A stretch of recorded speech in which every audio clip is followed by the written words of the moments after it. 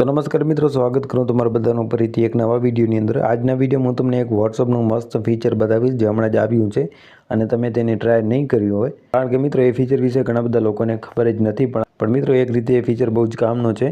જો તમને પણ ફીચર વિશે ખબર ના હોય તો આજનો વિડીયો પૂરો દેખજો, ઓકે। બીજું મિત્રો ફીચર છે તેના માટે આપણે અહીંથી વોટ્સઅપ એપ્લિકેશનને ઓપન કરી લેશું। વોટ્સઅપ મિત્રો ઓપન કર્યા પછી અહીંથી 3 લાઈન ઉપર ક્લિક કરી દેવાનું રહેશે। 3 લાઈન ઉપર ક્લિક કર્યા પછી સેટિંગ પર જવાનું રહેશે। સેટિંગ ઉપર તમે જશો એટલે તમને અહીંથી એક ઓપ્શન જોવા મળશે ચેટનું। આ જે ચેટ છે તેની ઉપર સિમ્પલ તમારે ક્લિક કરી દેવાનું રહેશે।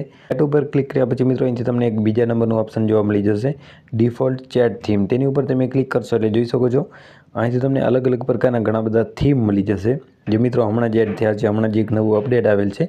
પહેલાં જે થીમ છે તે આપણને જોવા નહોતા મળતા, ઓકે। તો હવે તમે જે ચેટિંગ કરો છો તેના મિત્રો જે થીમ છે કંઈક આ રીતના તે પણ તમે રાખી શકશો। માની લો કે તમારે આ થીમ યુઝ કરવું છે, સિમ્પલ ઉપર રાઇટનું આઇકન છે તેની ઉપર તમારે ક્લિક કરી દેવાનું છે। તેની ઉપર તમે ક્લિક કર્યા પછી હું તમને બેક કરીને બતાવું। જોઈ શકો છો મિત્રો આપણું જે ચેટનો થીમ છે તે અહીંથી ચેન્જ થઈ ચૂક્યો છે।